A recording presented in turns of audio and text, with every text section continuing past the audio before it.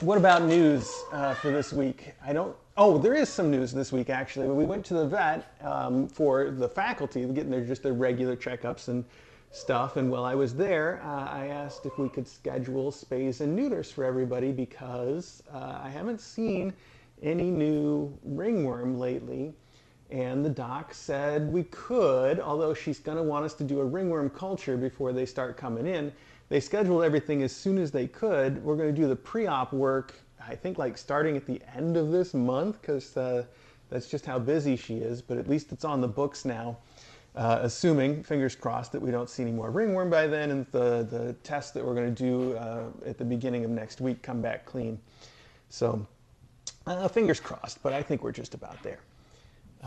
That's the big news. And then news of the move is that DJ and I found one house that we kind of like. I'm concerned it might be too small.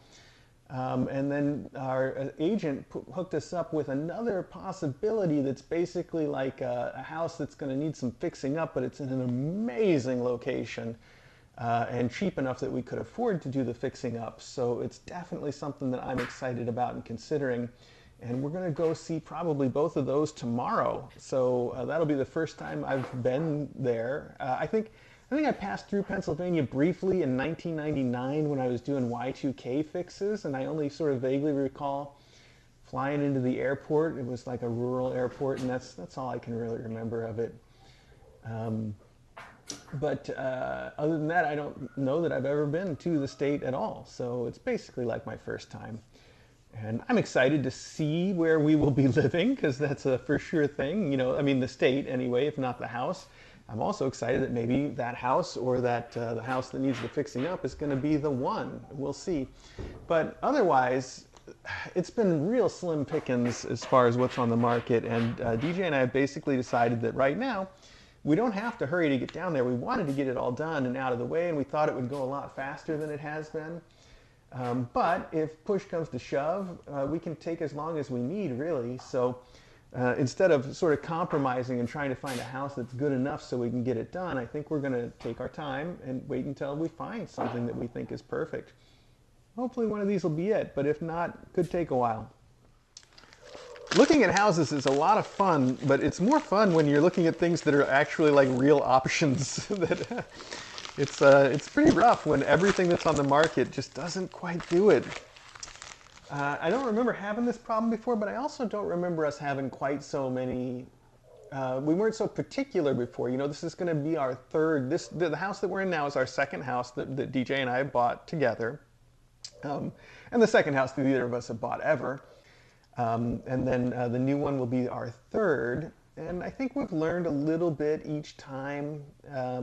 And I'm sure there's a lot more for us to learn, but we've also learned not just about what to look out for. This house taught us a lot about what to look out for with everything that has gone wrong here. But I think we've also learned a lot more about what we like and what we don't like. And that has sort of, in a way, limited our options because, you know, the one thing that I really don't like, and I knew I didn't like when we bought this house, is the style of it. It's a colonial is what they call it. It's probably the most common style of house in the United States. It makes up over 50% of all the listings that we see. And I've basically just eliminated it entirely. So that does cut down our options quite a bit. And that's on me, but like I said, we can afford to be a little picky right now.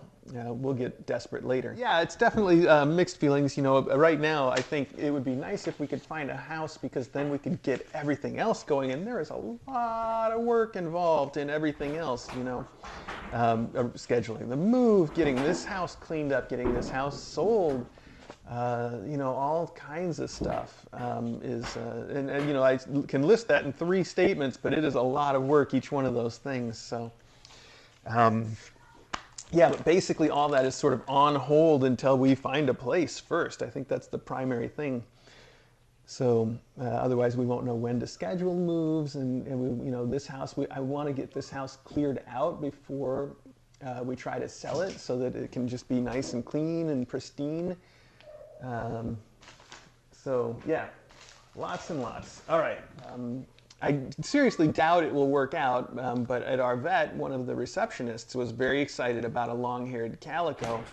But she did ask me, you know, does Noodle get along with other cats? And I said, well, not really. And she said, well, I thank you for your honesty, but she's obviously got other cats, and I think that's going to be a big consideration for her, so it may not work out. On the other hand, Noodle does kind of get along eventually if a cat can put up with her being so wild. She and Tutu are sort of getting to be friends, which is surprising because of the entire group of cats that we have here, I would say Noodle, Tutu, and maybe Jumper are the ones that have the most trouble adjusting to new cats being around. So the fact that two of them are starting to become friends is pretty big, actually. And it's really cute to see them together, although Tutu does get pretty upset if Noodle gets too excited, which happens quite a bit. So they're still working things out. Several cats that have been on steroids before for various things. Eddie came back with some unusual liver numbers in his checkup this week, which probably is nothing. They weren't that unusual, but that's exactly the kind of thing that we're looking out for right now.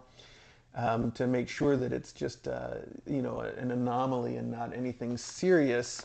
So I guess we'll see about that. My guess is that there might actually be something going on because there's a few other symptoms that add up to that. So we'll probably have him into the vet again before too long.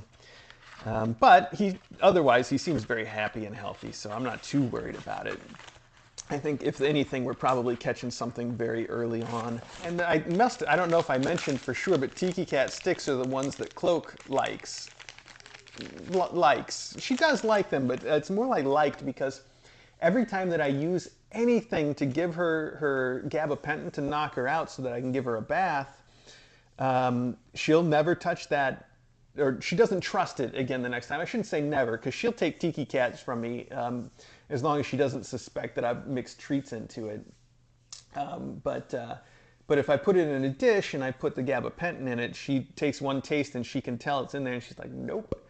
So then I used the pill pockets and I mashed up the gabapentin in one of those, and I even wrapped it in a pristine pill pocket so she wouldn't taste it right away, and that worked once. And then the second time she's like, no, I figured you out. I'm not going to do that again. So I'm just going to have to keep switching it up for her. Anything that we do for her once to give her the pills doesn't work a second time to give her the pills.